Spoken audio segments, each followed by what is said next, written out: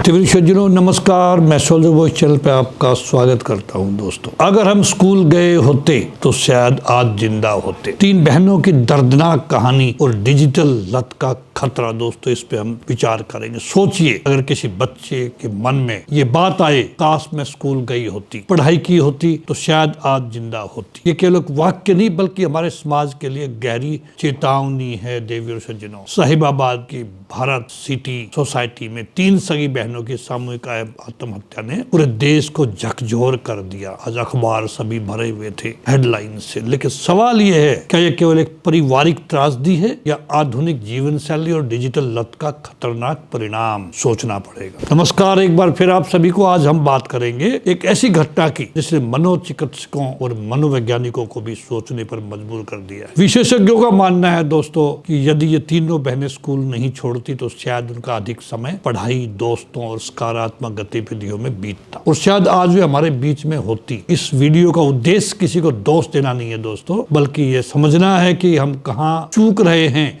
और ऐसी घटनाओं को कैसे रोक सकते, इस पे विचार करने की जरूरत है। दोस्तों, जांच में सामने आया है कि तीनों बहनें पिछले 3 वर्षों से स्कूल नहीं जा रही थी। उनकी दुनिया धीरे धीरे घर और मोबाइल तक सीमित हो गई थी। वे हर काम साथ करती थी और शायद एक दूसरे में ही अपनी पूरी दुनिया खोजने लगी थी। वो विशेषज्ञ मानते हैं कि जब बच्चों का सामाजिक दायरा छोटा हो जाता है तो उनका मानसिक संतुलन भी प्रभावित होने लगता है। ये विशेषज्ञों का मानना है। दोस्तों, आगे वो क्या राय देते हैं डॉक्टर साकेत नाथ तिवारी, जो मनोचिकित्सक हैं, जिला एमएमजी अस्पताल के जिला मानसिक स्वास्थ्य कार्यक्रम में तैनात मनोचिकित्सक डॉक्टर साकेत नाथ तिवारी के अनुसार इस सामूहिक आत्महत्या के पीछे आनुवंशिक तनाव जैसे कारण हो सकते, लेकिन जो तथ्य सामने आए हैं उनसे लगता है कि शुरुआत में ही कदम उठाना बेहद जरूरी था, जो नहीं उठाया, खासकर तब जब लड़कियों ने स्कूल जाना छोड़ दिया। माता पिता को उन्हें दोबारा स्कूल भेजने का प्रयास करना चाहिए था, लेकिन उन्होंने नहीं किया। वो आगे कहते हैं, ऑनलाइन गेम्स और डिजिटल दुनिया में हार या असफलता भी बच्चों को मानसिक रूप से तोड़ सकती है और वे जल्दबाजी में खतरनाक कदम भी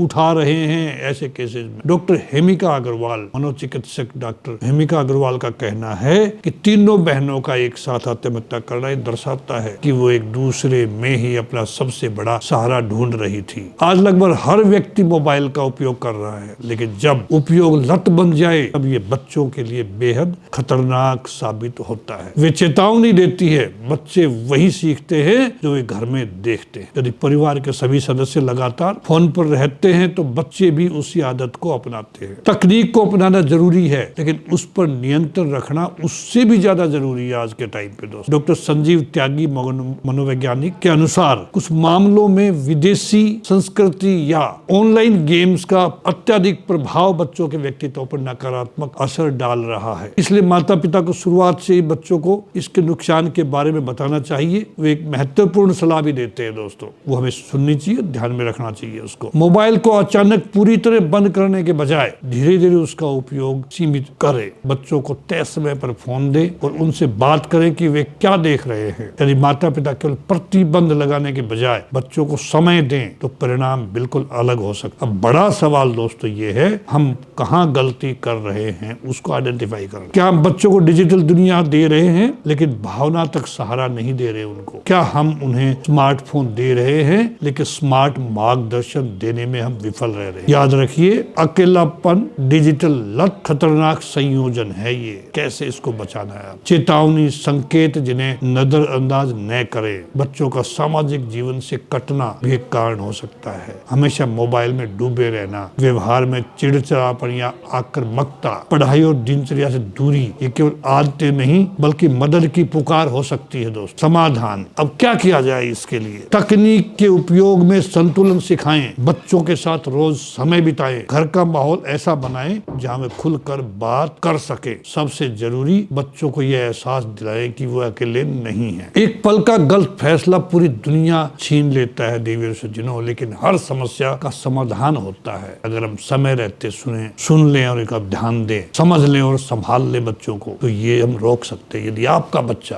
मानसिक तनाव से गुजर रहा है। मदद लेने में देर न करें। मदद मांगना कमजोरी नहीं है, समझदारी। 3 बहनों की ये घटना केवल एक खबर नहीं, ये पूरे समाज के लिए चेतावनी है। हमें ऐसा वातावरण बनाना होगा जब बच्चे डिजिटल स्क्रीन से ज्यादा मानवीय रिश्तों से जुड़े हों। बच्चों को मोबाइल नहीं, अपना समय दीजिए, क्योंकि आपका साथ ही उनकी सबसे बड़ी सुरक्षा है। दोस्तों, अगर अब भी हम सीख नहीं लेंगे इस घटना से, जिस परिवार की 3 बेटियां 3 घरों में जाके उजाला करती हो शादी होने के बाद में, उस दुनिया से चली गई, उस माँ बाप पे क्या बीत रही होगी। लेकिन माँ बाप की भी गलती है कि उन्होंने उन बच्चों पे ध्यान नहीं दिया। मैं हर माँ बाप से निवेदन करता हूँ कि हम अपने बच्चों को मोबाइल ना दे। कई बच्चे तो मोबाइल देख के बगैर खाना नहीं खाते, ऐसी लत पड़ गई है। औरतें सहेलियों से बात करने में लग जाती हैं और बच्चों को मोबाइल पकड़ा देती हैं ताकि बच्चे उसमें व्यस्त हैं, उनको परेशान ना करें। दोस्तों, ये तो छोटी सी परेशानी है। बड़ी परेशानी जब आएगी जब बच्चों में लत पड़ जाएगी और वो आपकी बात मानना मना कर देंगे, एग्रेसिव हो जाएंगे। वो मोबाइल में ये एप्स देख देख करके, मोबाइल में जुआ खेलते बच्चे, कितने घर बर्बाद हो गए हैं। सब अपना कमाया भी, माँ बाप का कमाया भी लुटा देते हैं बच्चे जुआ खेल करके मोबाइल के ऊपर। मैं सभी से